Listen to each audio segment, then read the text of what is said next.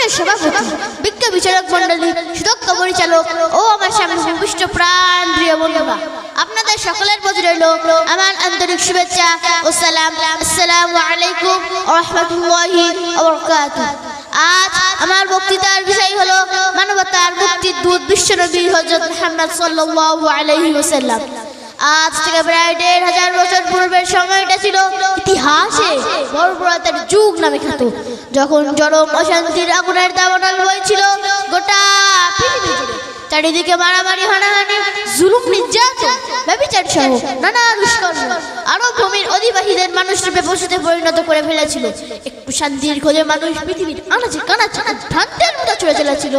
এমনি সময়ে পৃথিবীতে আগমন করেন সর্বকালের সর্বযুগের সর্বশ্রেষ্ঠ মহামানব বিশ্বনবী হযরত মুহাম্মদ সাল্লাল্লাহু আলাইহি ওয়াসাল্লাম। শুরুতেই তিনি পেয়েছেন জীবন যন্ত্রণার চিত্তস্বাদ।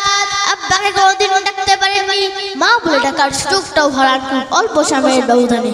দেখেছিলেন লজ্জাপতিদের স্বেচ্ছাচারিতা, কুলীনদের দাম্ভিকতা, পুঁজিপতিদের আগ্রাসী থাবা, কত মারাত্মক মনুষ্য সমাজ আর মানব জীবন শান্তির গহ্বরে কতটা নিচে তলিয়ে যেতে পারে। তাই তিনি জন্ম থেকে মৃত্যু পর্যন্ত ছুড়ে চলেছেন মানবতার শান্তি প্রতিষ্ঠায়।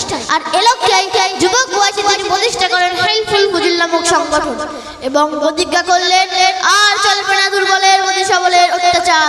এভাবেই শুরু হলো মানবতা মুক্তিকামী মুক্তি সংগ্রামের অগ্রযাত্রা। তাই তিনি বৌদ্ধিক শিশুবেলায় ধূর্ত কৈশোরে, উদ্দীপ্ত যৌবনে আর জীবনের সাজবেলায় তিনি ছুটেছেন একই লক্ষ্যে। প্রিয় সুধী, একথা কারোর অজানা নয় যে সে সময় আরবের নারীদের অবস্থা কি রূপ ছিল। কন্যা সন্তান জন্ম নিলে জীবন কবর দেওয়াই ছিল আরবের সামাজিক রীতি। তাদের মাঝে নারী জাতির অবস্থান ছিল সবথেকে নিকৃষ্ট ও অসম্মানের।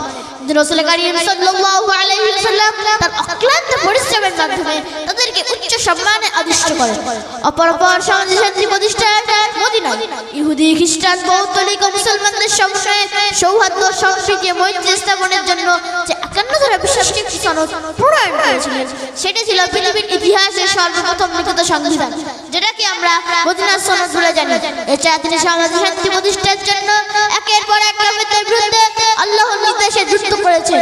বদর, উহুদ, খন্দক থেকে শুরু করে যতগুলি যুদ্ধ করেছেন তা শুধু ন্যায়, ইনসাফ ও শান্তি প্রতিষ্ঠার জন্য। প্রিয় বন্ধুগণ, পরিশেষে বলি, রাসূল কারীম সাল্লাল্লাহু আলাইহি ওয়াসাল্লাম চূড়ান্তভাবে যেদিন মক্কা বিজয় করলেন, উনি ইচ্ছা করলেন মক্কার কাফের বেঈমান বেদিন যারা ইতিপূর্বে নবী পাক ও সাহাবায়ে কেরামের উপর অত্যাচারে স্টিমুলাস চালিয়েছিল, তাদের বিরুদ্ধে পাল্টা প্রতিশোধ নিতে পারতেন। মক্কার কুরাইশ সেটাই ভেবেছিল যে এটা আমাদের প্রাপ্য। কিন্তু বিশ্ব শান্তি প্রতিষ্ঠার আহ্বায়ক বিশ্বনবী হযরত মুহাম্মদ সাল্লাল্লাহু আলাইহি ওয়াসাল্লাম তেমন কিছুই বলেন, বরং তিনি বলেছেন, আজ তোমাদের বিরুদ্ধে কোনো অভিযোগ নেই, তোমরা সকলেই মুক্ত। এভাবেই বিশ্বনবী একটি শান্তিপূর্ণ বিশ্ব সমাজ প্রতিষ্ঠা বুনিয়াদ রচনা করেন। পাশাপাশি মৃত্যু পরবর্তী অনন্তকালের জীবন আখিরাতের সমস্ত সমস্যা থেকে মুক্তির ব্যবস্থাপনা বিশ্ববাসীকে উপহার দিয়েছেন। অবশেষে আমি বলতে চাই যে আমরা তথাকথিত শান্তি নামের মরীচিকার ভিতরে না ছুটে বিশ্ব মানবতার মুক্তির মুক্তবাদী শান্তির অগ্রদূত বিশ্বনবী হযরত মুহাম্মদ সাল্লাল্লাহু আলাইহি ওয়াসাল্লামের মহান আদর্শকে আঁকড়ে ধরে সমাজ শান্তি প্রতিষ্ঠা করি। মহান আল্লাহ তাআলা আমাদের সকলকে তৌফিক ইনায়াত করুন। আমিন। ওয়া আখিরু দা'ওয়ানা আনিল হামদুলিল্লাহি রাব্বিল আলামিন। আসসালামু আলাইকুম ওয়া রাহমাতুল্লাহি ওয়া বারাকাতুহু।